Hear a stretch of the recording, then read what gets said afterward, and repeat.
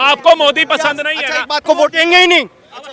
हमें मालूम है गर्दन तुम्हारी जब भी कटनी है। बस, ये 2 साल है तुम्हारे पास, इससे ज्यादा नहीं है। 2 साल के लिए मोदी आएगा, उसके बाद क्या होगा? अल्लाह का फैसला आएगा, खत्म करेगा सारी दुनिया। पक्का भैया मैं अपनी एफडी तोड़वा लूं, मैं कपड़े तो पहन ही रखे हैं, गोवा ही घुमाता हूं, 2 साल बाद खत्म हो जाना है सबने। बाबा ने भविष्यवाणी कर दी है, अपना घूमो फिरो ऐश करो। छोड़ो बाबा, राम नाम बगल में फ्री रखे। ये हम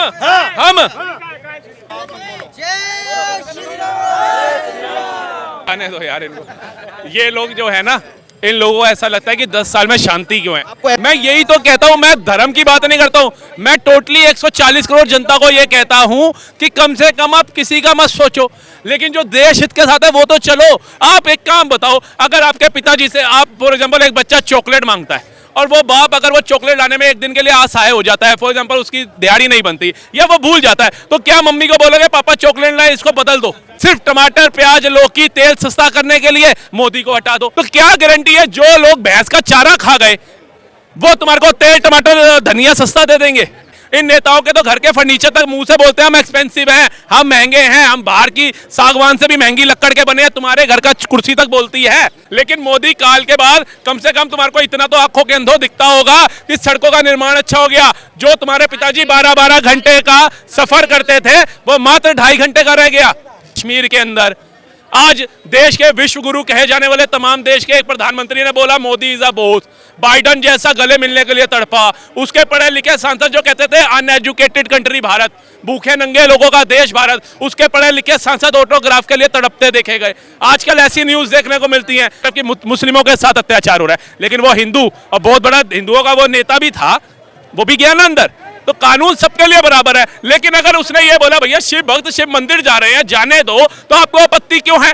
आप पत्थर क्यों निकालते हो? हमें मुस्लिम को ही बुरा लगता है, हमें मुस्लिम से घिन आती है, हम तो आज भी गले लगा रहे हैं। लेकिन जो विपक्ष आपके पक्ष में बात करता है, आपको भी तो उसका विरोध करना चाहिए। आज आप गूगल खोल के देखो, सबसे ज्यादा परसेंटेज मुसलमान भाइयों की है लाभ उठाने के लिए। अच्छा चुप हो जाओ, आपको मोदी पसंद नहीं अच्छा, है एक बात आप वोट बताइए। दे के हटा देना। अच्छा, मोदी को वोट देंगे ही नहीं। अच्छी बात, हाँ वो बहुत बड़ा देश हित में काम हाँ, क्योंकि हमें मालूम है गर्दन तुम्हारी जब भी कटनी है। बस ये समझदारी की हाँ, बात करी ना। कि तुम मारोगे तो जरूर। 2 साल है तुम्हारे पास, इससे ज्यादा नहीं है। अच्छा, तो राहुल गांधी को ले आइए ना आप, फिर अगर राहुल गांधी क्या आएगा? कोई नहीं आएगा। हम क्या आएंगे? वो मोदी ही आएगा बस। 2 साल के लिए मोदी आएगा, 2 साल के लिए, बस। उसके बाद क्या होगा? अल्लाह का फैसला आएगा, खत्म करेगा सारी दुनिया। हाँ ये देखिए, भैया रुक जाओ, पक्का भैया मैं अपनी एफडी तोड़वा लूं, मैं कपड़े तो पहन ही रखे हैं, गोवा ही घुमाता हूं, 2 साल बाद खत्म हो जाना है सबने। बाबा ने भविष्यवाणी कर दी है। अरे बाबा अपनी उम्र देखो, अपना घूमो फिरो ऐश करो। ये उम्र जीने के लिए, हंसने गाने के लिए गाओ। अरे छोड़ो, अरे हमने क्या जुल्म कर दिया? हमारे में तो कीड़ भी मारते तो कानों को हाथ लगा लेते, गलती से हत्या कर दी। अरे छोड़ो बाबा, राम नाम बगल में फ्री रखे। ये हम चलो भाई साहब, वही कह रहा हूँ, ये गड़बड़ कराने वाले घुसा रखी है ना सर, घुसा रखी है। मैं यही तो कहता हूँ, मैं धर्म की बात नहीं करता हूँ, मैं टोटली 140 करोड़ जनता को ये कहता हूँ कि कम से कम आप किसी का मत सोचो, लेकिन जो देश हित के साथ है वो तो चलो। आप एक काम बताओ, अगर आपके पिताजी से आप फॉर एग्जांपल एक बच्चा चॉकलेट मांगता है और वो बाप अगर वो चॉकलेट लाने में एक दिन के लिए असहाय हो जाता है, फॉर एग्जांपल उसकी दिहाड़ी नहीं बनती या वो भूल जाता है, तो क्या मम्मी को बोलोगे पापा चॉकलेट लाए इसको बदल दो? नया पापा ला दो। तो जब तुम्हें पता है देश के जो सर्वोच्च पद पे बैठा इंसान है, उसके आने के बाद भारत बहुत हद तक बदल चुका है, तो कम से कम उसका सम्मान तो करो। सिर्फ टमाटर प्याज लौकी तेल सस्ता करने के लिए मोदी को हटा दो। बस मोदी से ही नफरत। हाँ, तो क्या गारंटी है जो लोग भैंस का चारा खा गए वो तुम्हारे को तेल टमाटर धनिया सस्ता दे देंगे? बता दो, बताओ कौन दे देगा भैया सस्ता? तुम्हें अपनी जेब से दे देंगे। इन नेताओं के तो घर के फर्नीचर तक मुंह से बोलते हैं हम एक्सपेंसिव हैं, हम महंगे हैं, हम बाहर की सागवान से भी महंगी लकड़ के बने हैं, तुम्हारे घर का कुर्सी तक बोलती है। तुम तो आज भी वहीं के वहीं हो। लेकिन मोदी काल के बाद कम से कम तुम्हारे को इतना तो आंखों के अंधों दिखता होगा कि सड़कों का निर्माण अच्छा हो गया। जो तुम्हारे पिताजी 12-12 घंटे का सफर करते थे वो मात्र 2.5 घंटे का रह गया। वंदे भारत जैसी ट्रेनें हो गई, जगह जगह बम फटते थे, फटने बंद हो गए। पहले न्यूज लगाते थे ना, सुनने को मिलता था बम धमाका हुआ, 40 मरे, 77 घायल, गिनती चालू है। आज न्यूज चलाते हो तो क्या मिलता है? एक्सप्रेसवे का निर्माण किया आदरणीय मोदी ने, वंदे भारत को हरी झंडी दी मोदी ने, आत्मघाती हमले होने बंद हो गए मोदी काल के अंदर, तिरंगा जलता था।